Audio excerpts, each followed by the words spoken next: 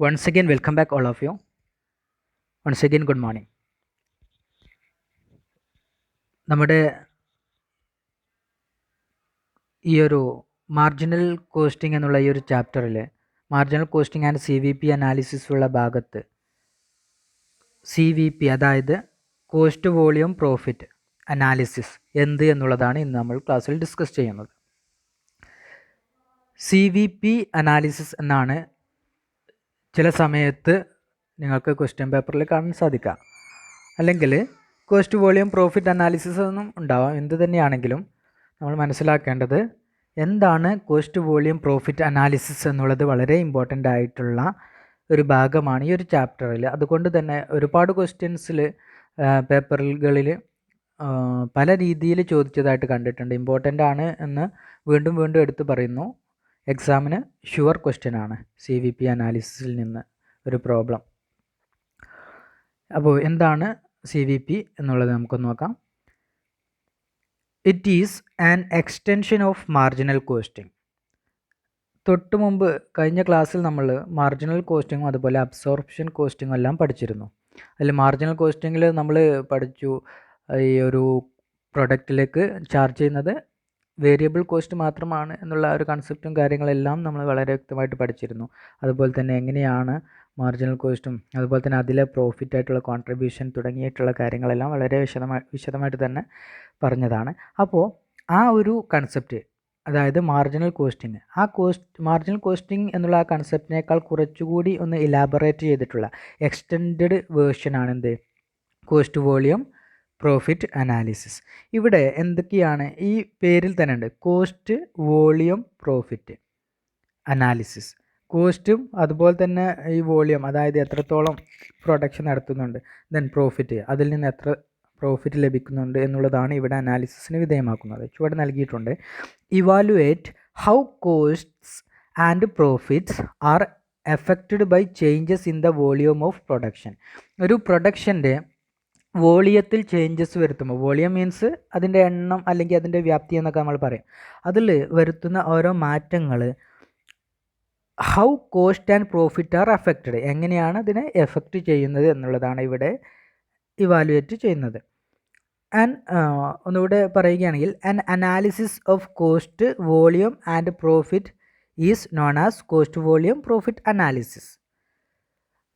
ഇപ്പോൾ ഈ പറയപ്പെട്ടിട്ടുള്ള 3 ഫാക്ടേഴ്സ് ഇൻ്റർ കണക്റ്റഡ് ആണ്. അതായത് ഇപ്പോൾ നമ്മൾ പറയുകയാണെങ്കിൽ കോസ്റ്റ് കൂടുന്ന സമയത്ത് മേ ബി നമ്മൾ എന്ത് ചെയ്യും, പ്രൊഡക്ഷൻ കുറക്കാൻ ചാൻസ് ഉണ്ട് അല്ലേ. ഇപ്പോൾ റോ മെറ്റീരിയൽസിനും അതുപോലെ തന്നെ സംസ്കൃത വസ്തുക്കൾക്കെല്ലാം വളരെ കൂടിയ എമൗണ്ട് ചാർജസ് വരികയാണെങ്കിൽ നമുക്ക് അപ്പം സ്വാഭാവികമായിട്ട് നമ്മൾ അത്രയും കോസ്റ്റ് കൊടുത്ത് അഫോർഡ് ചെയ്യാൻ സാധിക്കുന്നില്ലെങ്കിൽ മേ ബി നമ്മുടെ പ്രൊഡക്ഷൻ കുറച്ച് കുറക്കും. സ്വാഭാവികമായിട്ടും പ്രോഫിറ്റ് കുറയാൻ ചാൻസ് ഉണ്ട് പ്രൊഡക്ഷൻ കുറയുമ്പോൾ. മേ ബി ചില സമയത്ത് പ്രൊഡക്ഷൻ കുറക്കുന്നത് കൊണ്ട് പ്രോഫിറ്റ് കൂടാനും സാധ്യതയുണ്ട്. അതൊക്കെ നിങ്ങൾ എക്കണോമിക്സിൽ പഠിച്ചിട്ടുണ്ട്, ഡിമാൻഡും അതുപോലെ തന്നെ സപ്ലൈയും തമ്മിലുള്ള ബന്ധങ്ങളും റിലേഷനൊക്കെ നോക്കുന്ന സമയത്ത്.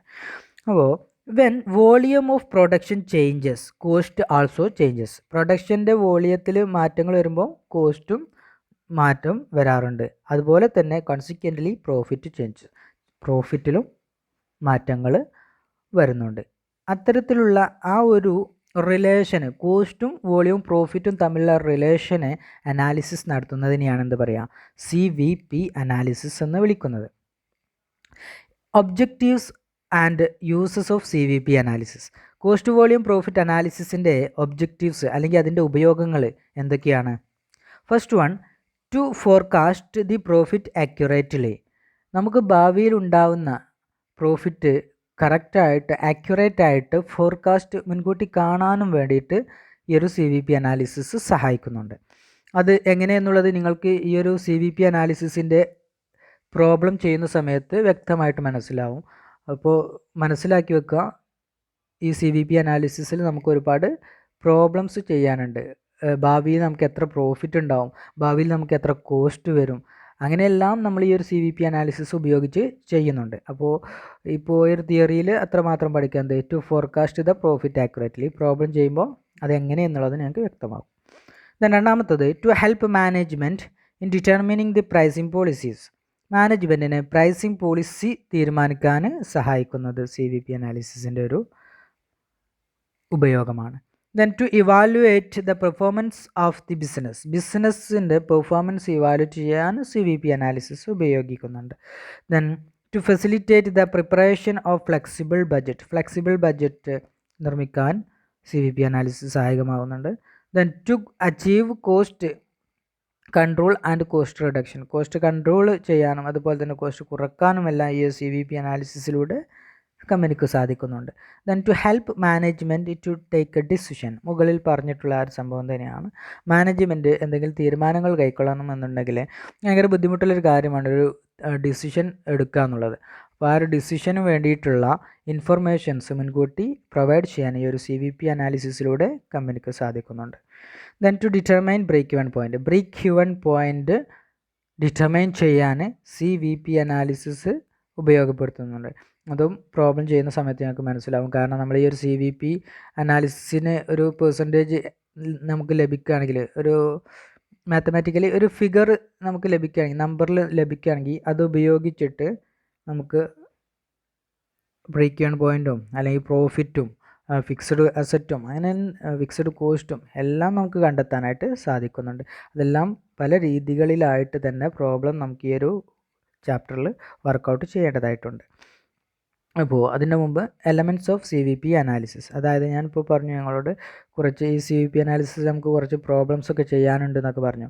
ഈ ചുവടെ നൽകിയിട്ടിരിക്കുന്ന 7 പോയിൻറ്റ്സ്, ആ 7 പോയിൻറ്റ്സിലും നമുക്ക് ഓരോരോ പ്രോബ്ലം എങ്കിലും ചെയ്യൽ നിർബന്ധമാണ്, വളരെ ഇമ്പോർട്ടൻ്റ് ആണ്. അപ്പോൾ എന്താണ് ഈ പറയപ്പെടുന്ന എലമെൻറ്റ്സ് ഓഫ് CVP അനാലിസിസ് എന്ന് ജസ്റ്റ് ചുവടെ നോക്കുക. അത് വിശദമായിട്ട് ഇതിൻ്റെ ബാക്കി വരുന്ന ഭാഗങ്ങളിൽ വിശദീകരിക്കുന്നുണ്ട്. ആദ്യം marginal cost equation, then second one contribution, then break even analysis, then margin of safety, profit volume ratio, break even chart, angle of incidence തുടങ്ങിയിട്ടുള്ള ഐറ്റംസ് ആണ് എലമെൻറ്റ്സ് ഓഫ് CVP അനാലിസിസ്. അതായത് നമ്മളിപ്പോൾ കോസ്റ്റ് വോളിയം പ്രോഫിറ്റ് അനാലിസിസ് എന്ന് പറഞ്ഞു. Cost volume profit analysis നമ്മൾ കണ്ടെത്താൻ അല്ലെങ്കിൽ അത് ഈ ഒരു അനാലിസിസ് നടത്താൻ വേണ്ടി നമ്മൾ ഈ ചുവടെ നൽകിയിട്ടുള്ള രീതികളെല്ലാം ഉപയോഗിക്കുന്നുണ്ട്. അതിലൂടെയെല്ലാം നമുക്ക് ഈ ഒരു അനാലിസിസും സാധ്യമാകുന്നുണ്ട്. അതിൽ പെട്ടിട്ടുള്ള ഓരോ ഭാഗങ്ങളാണ് ചുവടെ നൽകിയിട്ടിരിക്കുന്നത്. അതിൽ first one marginal cost equation. ഒരു ഇക്വേഷൻ ഉപയോഗപ്പെടുത്തുകയാണെങ്കിൽ നമുക്കറിയാം സെയിൽസ് എന്തിന് തുല്യമാണ്, അതാണ് ഫസ്റ്റ് കൊടുത്തത്. Sales is equal to total cost plus profit, അല്ലേ? നമ്മളൊരു വസ്തു വിൽക്കുമ്പോൾ ആ വിൽക്കുന്ന വസ്തുവിൻ്റെ ആ ഒരു പണം, അല്ലേ? ഇപ്പോൾ ഒരു പേന വാങ്ങുകയാണെങ്കിൽ 10 രൂപയുടെ പേന വാങ്ങുകയാണെങ്കിൽ അത് സെയിൽ നടത്തുന്ന വില എത്രയാണ്? 10 രൂപയാണ്. അത് is equal to sales equal to total cost plus profit. അവർക്ക് ആ പേന നിർമ്മിക്കാൻ എത്ര രൂപയാണോ ടോട്ടൽ കോസ്റ്റ് വന്നത് പ്ലസ് പ്രോഫിറ്റ്, അതിൻ്റെ കൂടെ അവരുടെ ഒരു ലാഭ വീതം കൂടി ചേർത്ത് കിട്ടുന്ന എമൗണ്ട് എന്തായിരിക്കും? സെയിൽസിന് തുല്യമായിരിക്കും. ദെൻ അടുത്തത് total cost is equal to variable cost plus fixed cost. Total cost എന്ന് പറഞ്ഞാൽ വേരിയബിൾ കോസ്റ്റും പ്ലസ് ഫിക്സഡ് കോസ്റ്റും ചേർന്നിട്ടുള്ളതാണ് ടോട്ടൽ കോസ്റ്റ് എന്ന് മനസ്സിലാക്കുക. ദെൻ പിന്നീടുള്ള ഒന്നാണ് കോൺട്രിബ്യൂഷൻ. എന്താണ് കോൺട്രിബ്യൂഷൻ എന്ന് നമുക്കറിയാം. Excess of sales over the cost, അതായത് നമ്മുടെ വേരിയബിൾ കോസ്റ്റിനേക്കാൾ കൂടുതൽ സെയിൽസ് എത്രയുണ്ട് എന്നുള്ളതാണ് കോൺട്രിബ്യൂഷനിൽ നമ്മൾ നോക്കുന്നത്. അപ്പോൾ കോൺട്രിബ്യൂഷൻ എന്ന് പറഞ്ഞാൽ സെയിൽസ് മൈനസ് വേരിയബിൾ കോസ്റ്റാണ്. ഇനി അല്ലെങ്കിൽ കോൺട്രിബ്യൂഷൻ തന്നെ മറ്റു രീതിയിൽ നമുക്ക് കാണാം, ഫിക്സഡ് കോസ്റ്റ് പ്ലസ് പ്രോഫിറ്റ് ചെയ്താലും കോൺട്രിബ്യൂഷൻ ലഭിക്കും. അപ്പോൾ ഈ ഇക്വേഷൻസ് വളരെ ഇമ്പോർട്ടൻ്റ് ആയിട്ടുള്ള ഇക്വേഷൻസ് ആണ്, മറക്കാൻ പാടില്ല. നിങ്ങളുടെ നോട്ട് പുസ്തകത്തിൽ റൗണ്ടോ അല്ലെങ്കിൽ സ്ക്വയറൊക്കെ വരച്ചിട്ട് തന്നെ ഹൈലൈറ്റ് ചെയ്ത് തന്നെ കാണിക്കണം. കാരണം ഇനി അങ്ങോട്ട് ചെയ്യാനുള്ള പ്രോബ്ലത്തിലെല്ലാം നമുക്ക് ഈ ഇക്വേഷൻസ് ആവശ്യമായിട്ട് വരുന്നുണ്ട്. ദെൻ അപ്പോൾ ഇനി അടുത്തതാണ് ഫിക്സ്ഡ് കോസ്റ്റ് എന്ന് പറഞ്ഞാൽ അതെങ്ങനെയായിപ്പോൾ ഈ ഒരു ഇക്വേഷനിൽ നിന്ന്, അതായത് contribution is equal to fixed cost plus profit കിട്ടി. നമുക്കതിൽ നിന്ന് ഫിക്സ്ഡ് കോസ്റ്റ് കണ്ടെത്താൻ കഴിയുമല്ലോ. Fixed cost is equal to contribution minus profit, അല്ലേ? അപ്പോൾ ഇവിടെ ഫിക്സ്ഡ് കോസ്റ്റ് പ്ലസ് പ്രോഫിറ്റ് ആയിരുന്നു. അപ്പോൾ ഈ ഫിക്സ്ഡ് കോസ്റ്റ് ഇവിടെ നിർത്തിയിട്ട് നമുക്ക് കോൺട്രിബ്യൂഷന്, അല്ലേ? കോൺട്രിബ്യൂഷന് ഈ പ്രോഫിറ്റിനെ സമത്തിൻ്റെ അപ്പുറത്തേക്കാണ് കൊണ്ടുപോകുമ്പോൾ കോൺട്രിബ്യൂഷൻ മൈനസ് പ്രോഫിറ്റ്, പ്ലസ് പ്രോഫിറ്റിൽ മൈനസ് പ്രോഫിറ്റ് ആവും. അങ്ങനെയാണ് ഫിക്സഡ് കോസ്റ്റ് നമുക്ക് കാണാനായിട്ട് സാധിക്കുന്നത്. Okay, fixed cost is equal to contribution minus profit. ഇനിയിപ്പോൾ പ്രോഫിറ്റാണ് കാണേണ്ടതെങ്കിലോ, profit is equal to contribution minus fixed cost. Okay അല്ലേ? ദെൻ ആ ഒരു ഇക്വേഷൻ എല്ലാവരും ഓർമ്മയിലുണ്ടായിരിക്കട്ടെ. ദെൻ മറ്റൊരു കാര്യമാണ് വേരിയബിൾ കോസ്റ്റ് കാണാൻ sales minus contribution. Variable cost കാണാൻ സെയിൽസ് മൈനസ് കോൺട്രിബ്യൂഷൻ. അപ്പോൾ ഇതാണ് marginal cost equations. Elements of CVP അനാലിസിസിലെ first one ആണ് മാർജിനൽ കോസ്റ്റ് ഇക്വേഷൻ. ദെൻ രണ്ടാമത്തതാണ് കോൺട്രിബ്യൂഷൻ മാർജിൻ അനാലിസിസ്. എന്താണ് contribution margin analysis? By analysing the contribution margin it is possible to study the relationship among cost, volume and profit.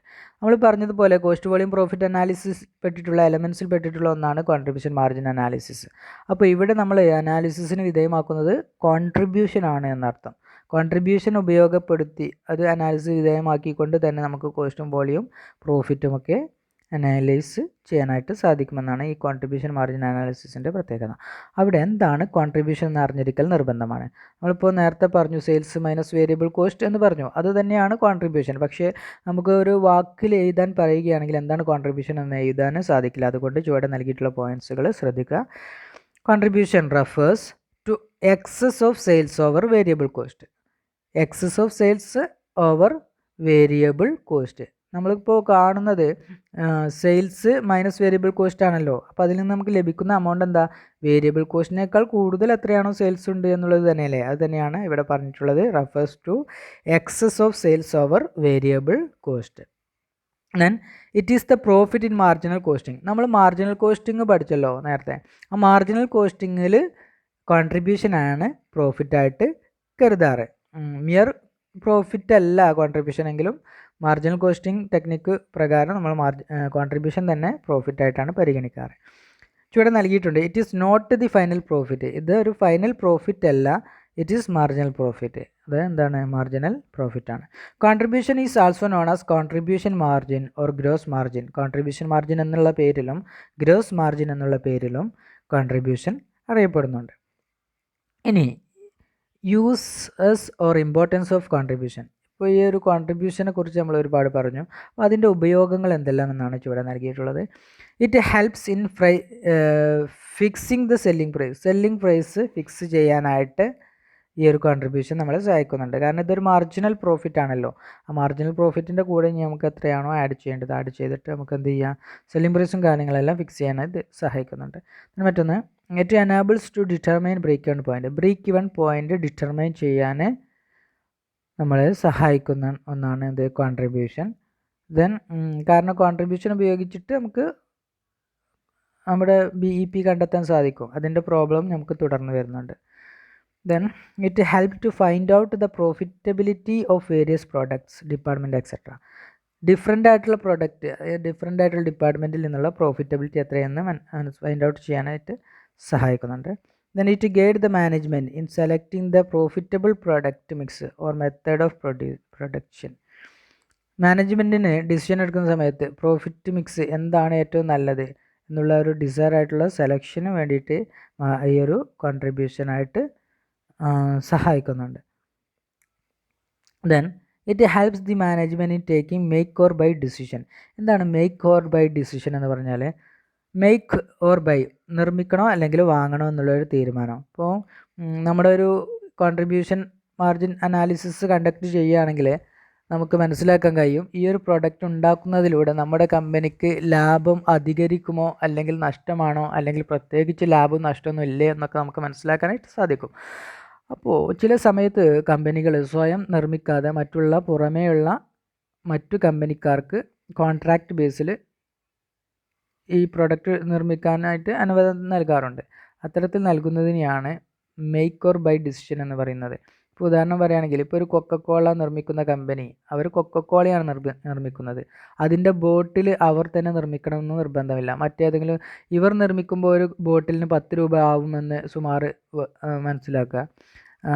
പക്ഷേ പുറമേ മറ്റൊരു company, അവർ ബോട്ടിൽ മാത്രം ഉണ്ടാക്കുന്ന ഒരു company, ആ കമ്പനി നിർമ്മിക്കുമ്പോൾ അത് 5 രൂപ വില നമുക്ക് വരുന്നുള്ളൂ എങ്കിൽ നമുക്ക് നമ്മുടെ കമ്പനിയിൽ തന്നെ ഉണ്ടാക്കണമെന്നില്ല. അത് ഈ ബോട്ടിൽ ഉണ്ടാക്കുന്ന കമ്പനിയെ ഏൽപ്പിക്കുക. ബൾക്കായിട്ട് നമുക്ക് വേണ്ടിയിട്ടുള്ള ബോട്ടിൽ ഉണ്ടാക്കി തരാൻ അവരെ ഏൽപ്പിക്കുക.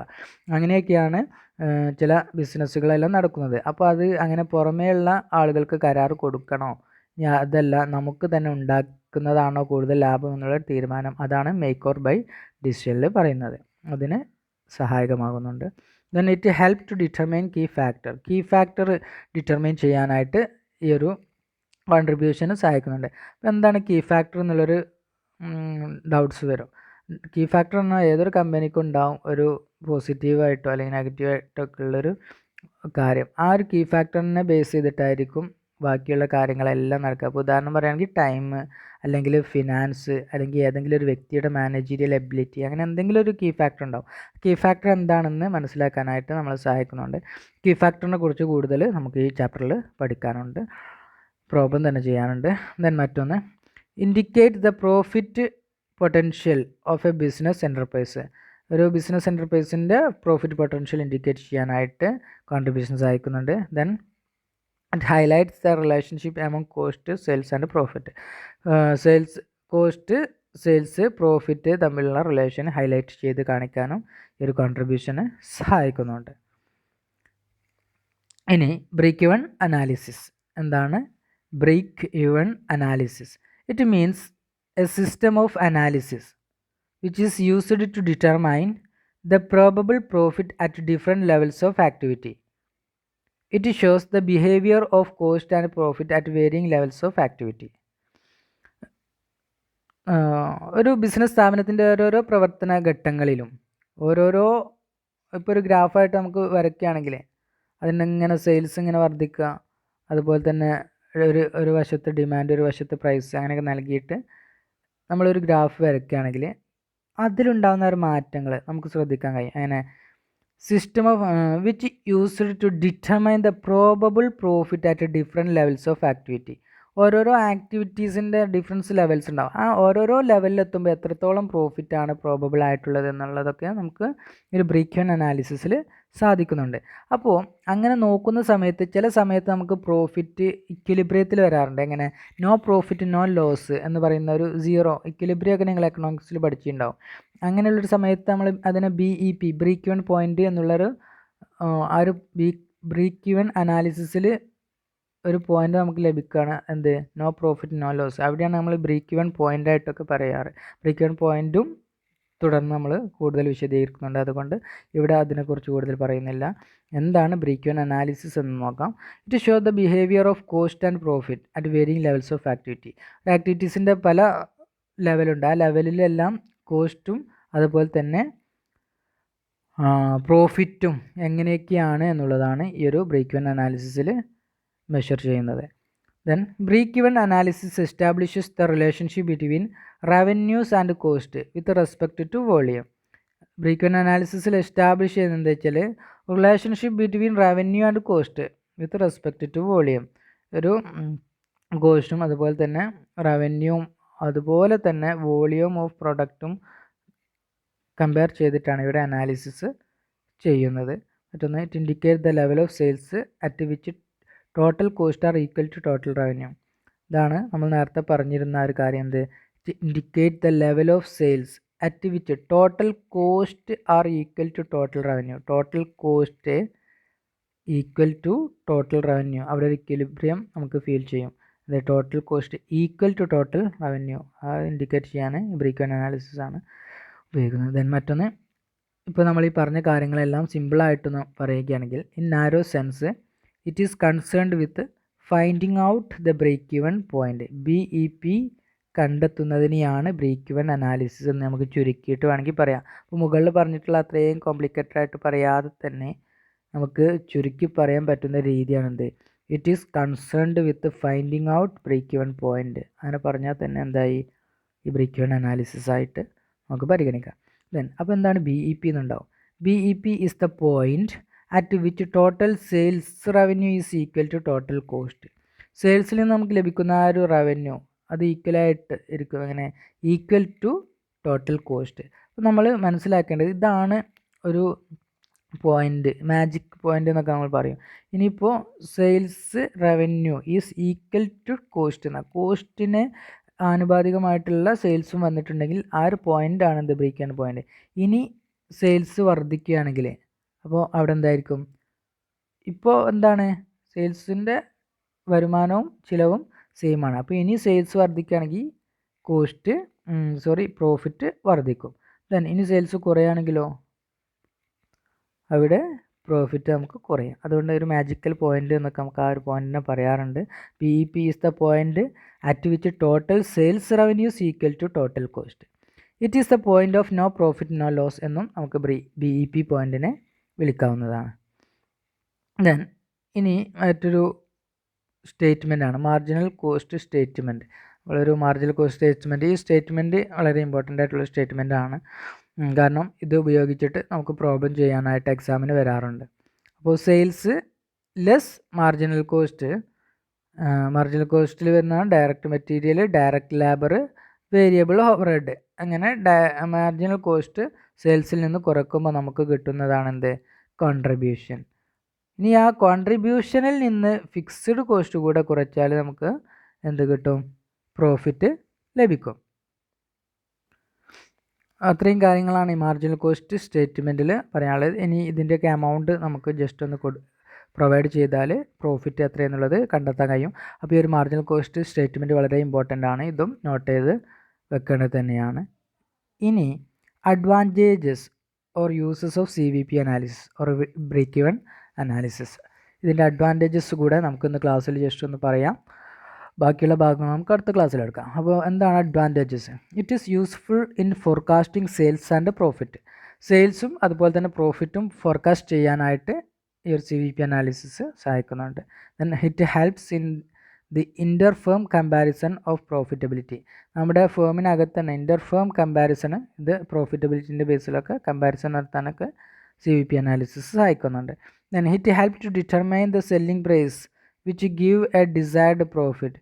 ഒരു ഡിസയർ ആയിട്ടുള്ള നമുക്കെന്താ ആ ഒരു പ്രോഫിറ്റ് കൊണ്ട് നമുക്ക് സംതൃപ്തി കിട്ടുമെന്നുണ്ടെങ്കിൽ ആ ഒരു പോയിൻ്റ് നമുക്ക് ഡിസയർ ചെയ്യാനായിട്ട് സെല്ലിംഗ് പ്രൈസൊക്കെ ഇത്ര സെല്ലിംഗ് പ്രൈസ് നമ്മൾ ഫിക്സ് ചെയ്യുകയാണെങ്കിൽ നമുക്ക് ഇത്ര പ്രോഫിറ്റ് കിട്ടും, നമ്മൾ സാറ്റിസ്ഫൈഡ് ആവും എന്നുണ്ടെങ്കിൽ ആ ഒരു പോയിൻ്റ് ഡിറ്റർമിൻ ചെയ്യാനായിട്ട് നമുക്ക് ബ്രേക്ക് ഈവൻ അനാലിസിസ് സഹായകമാകുന്നുണ്ട്. Then it help to find out the volume of sales which give the desired return on capital employed. നമ്മൾ ക്യാപിറ്റൽ എംപ്ലോയിഡ്, അതായത് നമ്മൾ ഇതിന് വേണ്ടിയിട്ട് ഉപയോഗിച്ചിട്ടുള്ള ഒരു എമൗണ്ട്, അത് തിരിച്ച് കിട്ടുന്ന സിസ്റ്റം, അത് എത്ര, ഇപ്പോൾ നേരത്തെ പറഞ്ഞതുപോലെ തന്നെ സെയിൽസിൻ്റെ എമൗണ്ട് എത്രയാക്കണം എന്നൊക്കെ നമ്മൾ ചോദിച്ചതുപോലെ തന്നെ വോളിയം ഓഫ് സെയിൽസ് എത്ര വേണമെന്ന് നമുക്ക് തീരുമാനിക്കാനും ഇവിടെ സഹായകമാകുന്നുണ്ട്. And it is useful for determining cost and revenue at different levels of activity. ഓരോരോ ലെവൽസ് ഓഫ് ആക്ടിവിറ്റീസിൽ എത്രയാണ് കോസ്റ്റ്, അതിൽ നിന്ന് എത്ര വരുമാനം കിട്ടുക എന്നുള്ളതെല്ലാം ഡിറ്റർമൈൻ ചെയ്യാൻ നമുക്ക് സഹായകമാകുന്നുണ്ട്. Then it is used in profit planning. Profit പ്ലാനിങ്ങിന് സഹായകമാകുന്നുണ്ട്. Then it is used to determine margin of safety. Margin of safety determine ചെയ്യാനും ഈ ഒരു ബ്രേക്ക് ഈവൻ അനാലിസിസ് സഹായിക്കുന്നുണ്ട്. അപ്പോൾ എന്താണ് മാർജിൻ ഓഫ് സേഫ്റ്റി എന്ന് നിങ്ങൾക്ക് ഒരു കൺഫ്യൂഷൻ ഉണ്ടാവും. മാർജിൻ ഓഫ് സേഫ്റ്റി നമ്മൾ കൂടുതൽ പഠിക്കുന്നുണ്ട് എങ്കിലും ജസ്റ്റ് ഒന്ന് പറഞ്ഞു തരാം. നമ്മുടെ ഈ ഒരു ബ്രേക്ക് ഈവൻ പോയിൻറ്റിൻ്റെ മുകളിലുള്ള ഒരു പ്രോഫിറ്റ് ഏരിയ നമ്മൾ മാർജിൻ ഓഫ് സേഫ്റ്റി എന്ന് വിളിക്കാറുണ്ട്. ഒരു ആംഗിൾ ഓഫ് ഇൻസിഡൻസും കാര്യങ്ങളൊക്കെ നമുക്ക് ഡിസ്കസ് ചെയ്യാനുണ്ട്. അത് തുടർന്ന് വരുന്ന ക്ലാസ്സുകളിൽ കൂടുതൽ വിശദമാക്കും. Then it serve as a useful tool for cost control. Cost കൺട്രോളിന് വളരെ എഫക്റ്റീവായിട്ടുള്ള ടൂളായിട്ടും നമുക്ക് CVP അനാലിസിസ് ഉപയോഗപ്പെടുത്താം. അപ്പോൾ ഇന്നത്തെ ക്ലാസ്സിൽ നമുക്ക് ഇത്ര മതി. ബാക്കി അടുത്ത ക്ലാസ്സുകൾ നമുക്ക് വീണ്ടും ഡിസ്കസ് ചെയ്യാം. ഓക്കെ.